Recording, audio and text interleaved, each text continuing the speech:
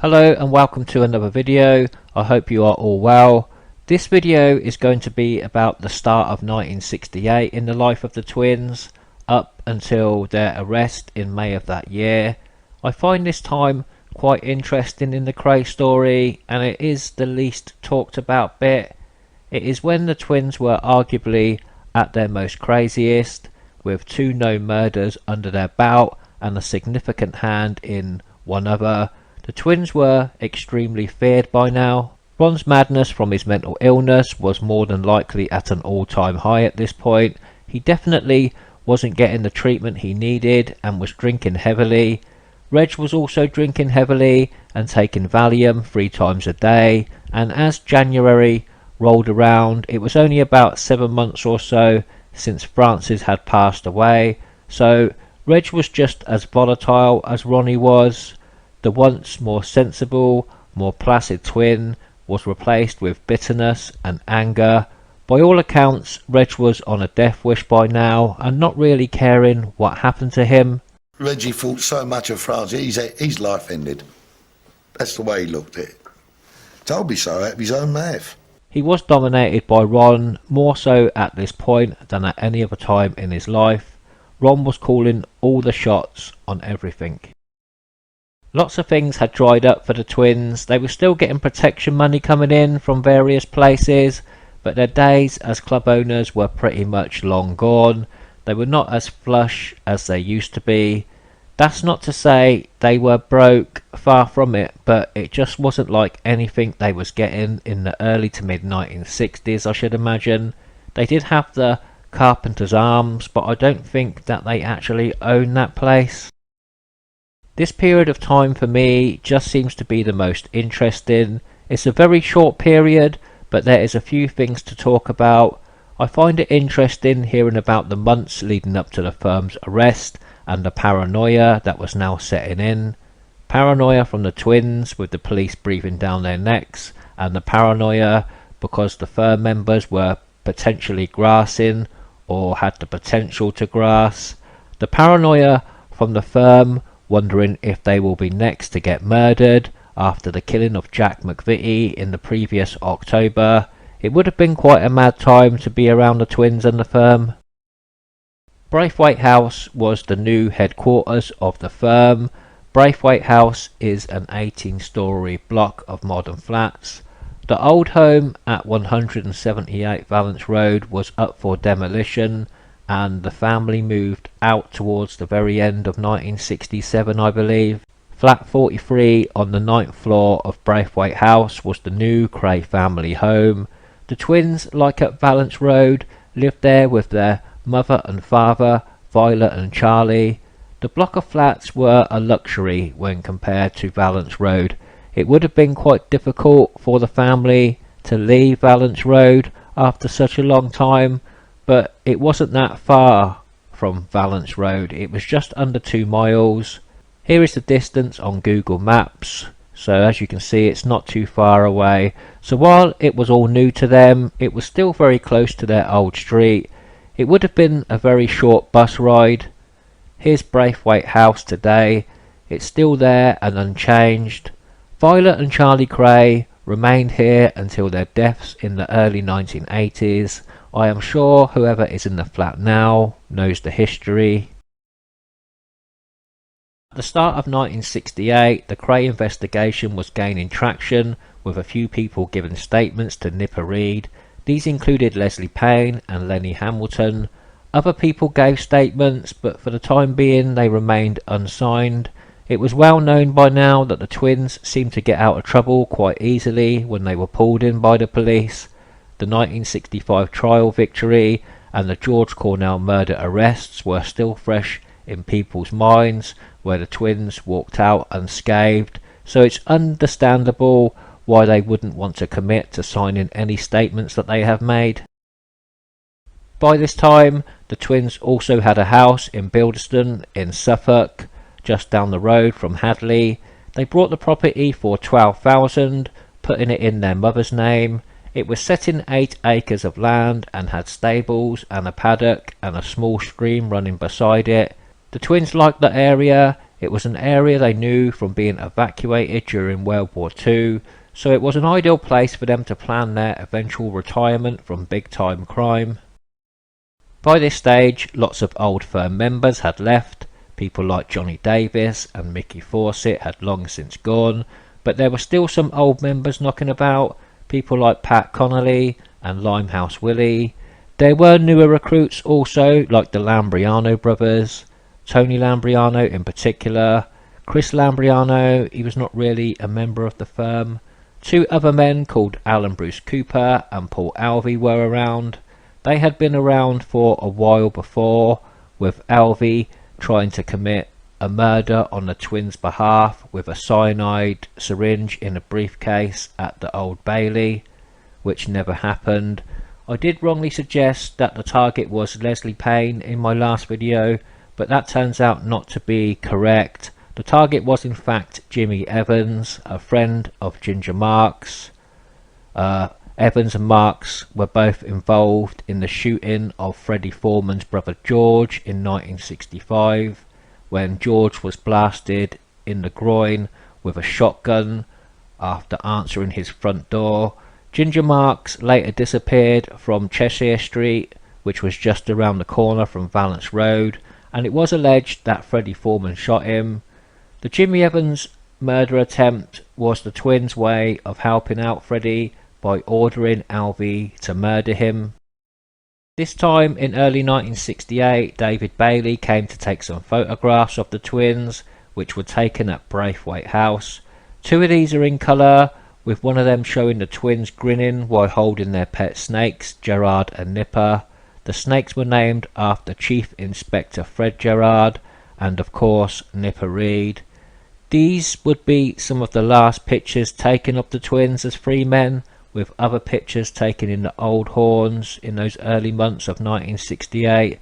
Another picture, a colour one of Reggie, is in the Old Horns with Terry Bender, John Barry, Harry Dewboy Cope and Sulky, the manager of the Astor Club. Another colour photo is of Reggie, Alex Steen, Ronnie and another man, but I'm not sure where this was taken or who the other man is. But I do believe this to be 1968 also, and it could possibly have been taken in the Old Horns pub. The Old Horns was the twins and the firm's main drinking place in early 1968. They also used the Astor Club, but I believe most nights were spent in the Old Horns. This is the Old Horns today, which is no longer a pub. It was tucked away in some back streets, so it was a good location for them. It wasn't too far from Braithwaite House. This is it on Google Maps. As you can see, it is just a short car journey away. Around this time, Ronnie Kray told Ronnie Bender to kill Frankie Shay, Francis's brother. I'm not sure why Ronnie Kray would want Frankie Shay killed, but Ronnie Bender did refuse. Ronnie Kray flew into a rage, telling Bender, "Alright then, fuck off, you're sacked." Bender wasn't sacked, of course. Ronnie was kind of out of control at this point, and there was often violent incidents. One of the more famous ones was when a boxer called Johnny Cardew sent over some drinks for the firm, including one for the fat one, meaning Ronnie. Ronnie heard about this and asked to see Johnny in the toilets, where, according to Tony Lambriano, Ronnie Kray left half of Johnny's face on the floor. I think we can take that to mean that he was badly sliced up by Ronnie. Nipper Reed gives a story of Ronnie Kray returning to a club after leaving and then slicing somebody up. Ronnie was in this club and the guy came up to him and said, "Hello Ron, how are you doing? You're putting a bit of weight on, aren't you?" And Ronnie made some remark, then went out of the club, got in his car and was driven off, and he said, "Hang on, turn round." And they turned round and went back. It just shows how cold and calculated and then anticipatory he was about what he was going to do, because he went back into the club and he said, "Come here you," took him in the toilet and striped him down both cheeks. And they called this guy Tramlines. That was his name after that. I'm not sure if this is the same incident as the story with Johnny Cardew. They both seem a little bit different, but they both happened in the toilets.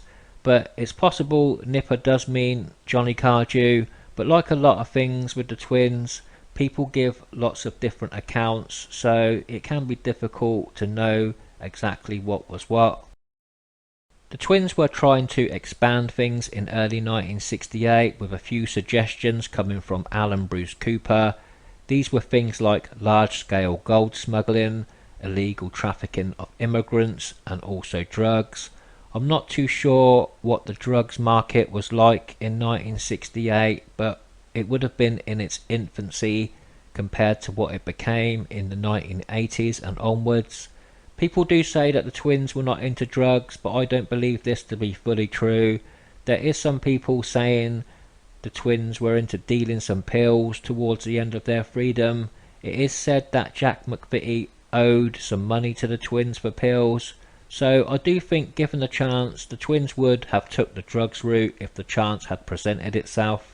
Alan Bruce Cooper would later be shown to be working for the authorities, so he was probably trying to get the twins to get involved in anything that he could. Stolen bonds were also on the cards for the twins, and they wanted to reinforce their friendship with the Mafia in the States. A trip was planned for Ronnie to go to New York. Ronnie had tried to go to the States before, but he was refused entry due to his criminal record. I think this might have been in 1964.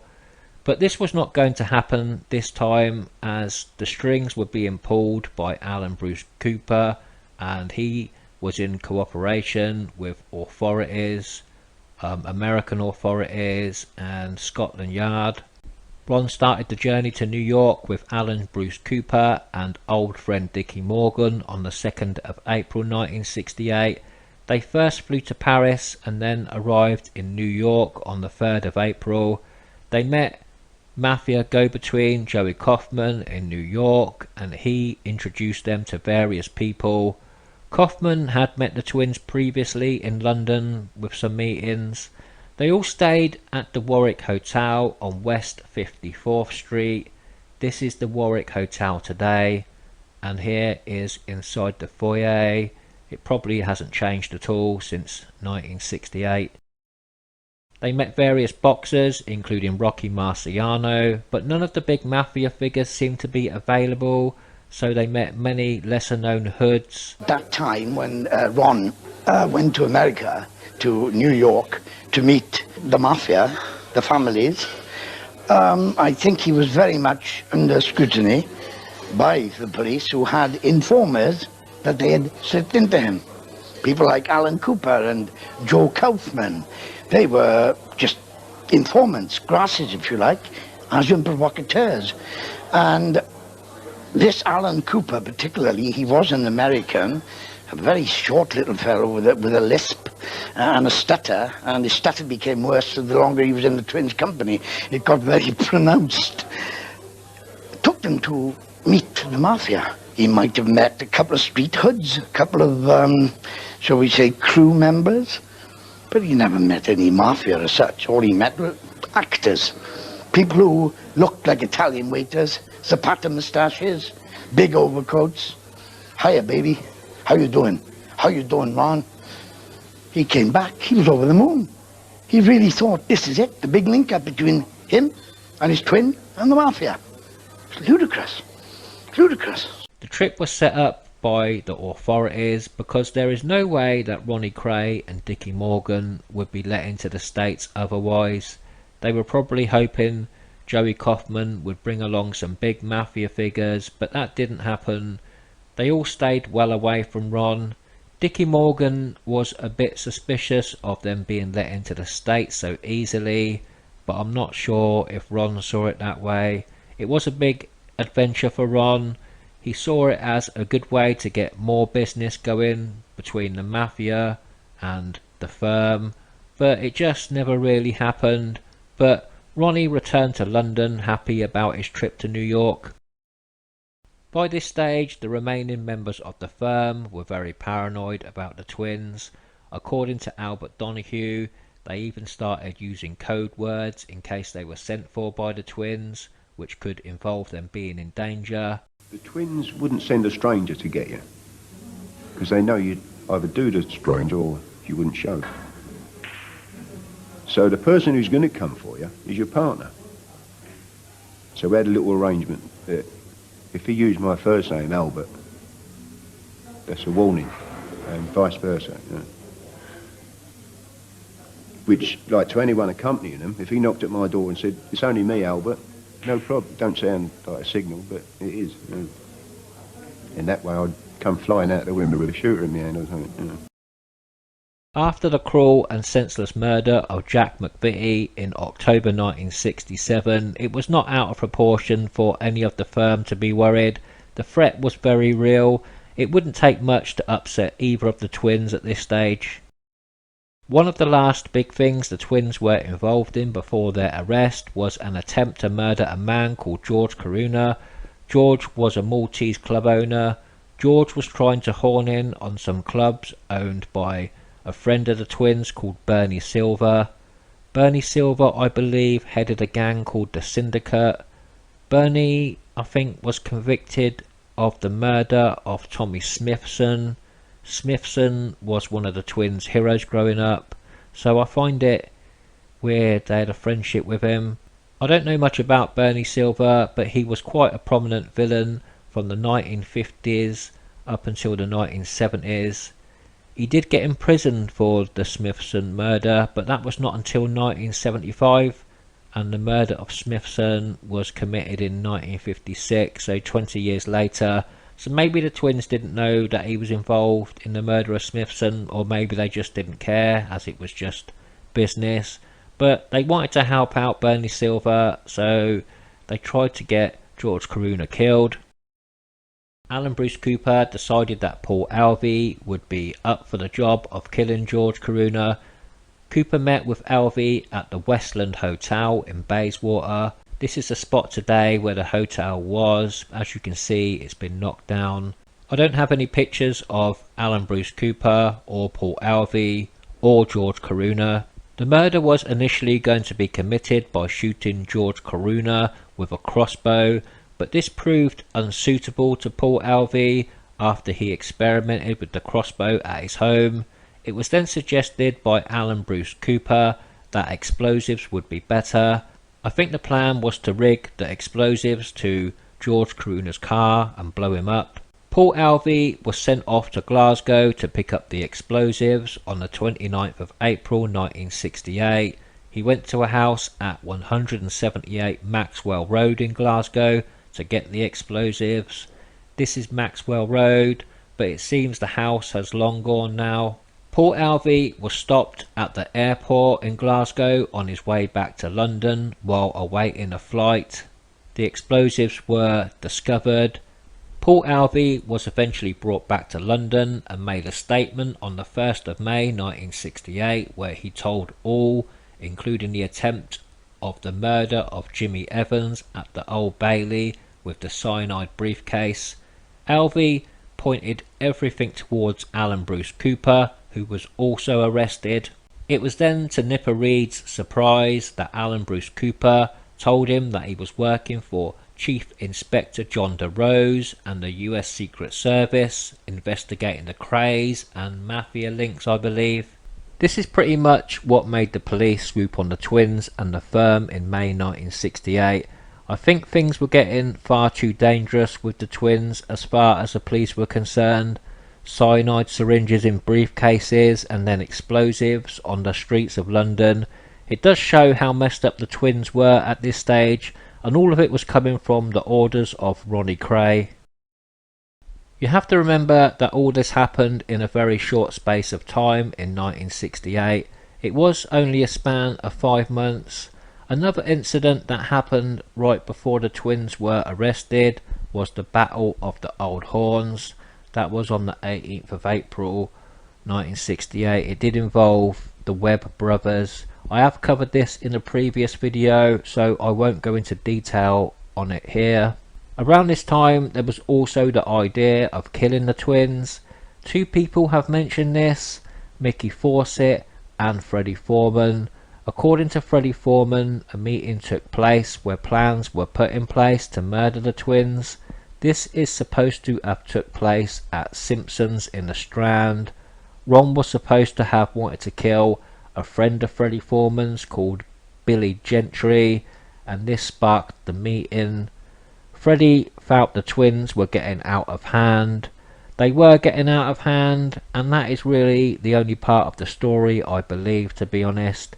Freddie does come across as quite sincere in his interviews, but I'm not sure I can believe the story about him planning to kill the twins. This is the same Freddie Foreman that almost cried while giving an interview about the death of Reggie Kray. He actually died in my arms. He couldn't speak or talk, and he was semi-conscious, but he was struggling with the breathing and that. And I said, don't. I had my arm around his back, and I said, don't fight it, Reg. I said, let it go, you know. So see another time, another place. I said, you know, and I'll come over a bit emotional because I'm a bit emotional person. And I took my arm away. I said, he's gone. I said, he's gone, you know. And Joe Powell and Johnny Nash stayed, and I said, he's gone, because I couldn't hear any breathing or he wasn't making any noise at all, you know. So I don't know if I can really believe Freddie on that one. The firm also discussed the murder of the twins at some stage. A few of the members agreed it would be easy to do Ronnie in a car, as he always sat in the passenger seat. When something would happen, it would be, we could have done that fat bastard last night, you know. We used to call them Gert and Daisy, the two, Reggie and Ronnie, you know. But Ronnie was vulnerable because when we're going somewhere in the car, he had to sit in the passenger seat. The people with Ronnie just sitting behind him, just take him through the tunnel and bow, he's gone. You know. Chuck him out the other side or take him somewhere and bury him, burn him. Well, the problem, as we saw it, was not the twins, it was after that. If we want to carry on, we've got to build up a new. Plus we've got to handle very likely arrest for the actual murder of the twins. But they were definitely as much on the list as we were. I do believe this could have been discussed, but not seriously. It was said in one interview by Albert Donahue about the firm carrying on after the killing of the twins, but I can't see this happening.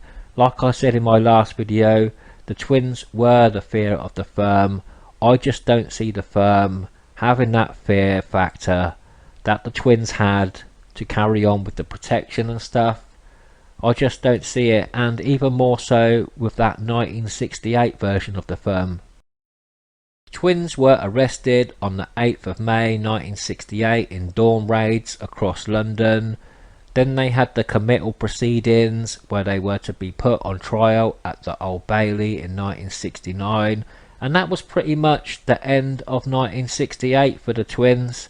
A lot happened in a short span of 5 months in 1968. It was a time when the twins felt completely untouchable after getting away, it seemed, with 2 murders, and they were planning retirement in the Suffolk countryside. These last months were also witnessed by author John Pearson, who was with them researching his book The Profession of Violence that came out in 1972.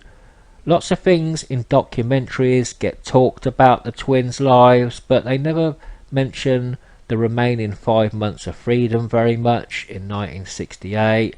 Most documentaries stop at the McVitie murder, which was in October 1967, so anyone unfamiliar with the story of the twins would think that it ended there. I find the chaos of the last 5 months interesting. I do wonder if the twins knew what was coming when they were arrested on the 8th of May 1968, or if they were oblivious to it. They were arrested in their beds, hungover, after a night out at the Astor Club. It was said that Ron always wanted a shootout with the police, a final last stand. I think this is said by John Pearson, but I don't know how true it is. I suppose with the state of Ronnie Kray's mind, anything is possible. So that is about it. That was the twins' last 5 months of freedom in 1968. they only managed to get through 5 months of 1968 before they were arrested. Some people might find it less interesting than me, but I thought it was worth looking at. So yeah, that's about it. I would like to thank you all for watching the video, and I will catch you again in the next one. Thank you. I was actually charged with murder. I was given a life sentence along with the Kray brothers. Although I had not taken any physical part, I spent 15 years in prison. I remember we went into the dock one by one. It was Ronnie up first, and he come down, and I guess really set the tone on the day. What do you get, Ron? 30 years. Well, I've just got to put my cruise to the Bahamas off for a short time, but never mind, you know, we'll have a wonderful time when it finally arrives, with a smile on his face. Like, you know, it was just another day, it was just another event. I'm going to light another player. And then Reggie went up, and he went up like a fighter, like a boxer entering the ring, you know, a bit of swagger and stuff like that. And he came down. How'd you get on, Reg? Life recommended 30, come in. And I was sitting in the cell. We were literally all in the same cell together. He said, don't worry. And I remember him putting his hands on my neck and, you know, working the tensions out.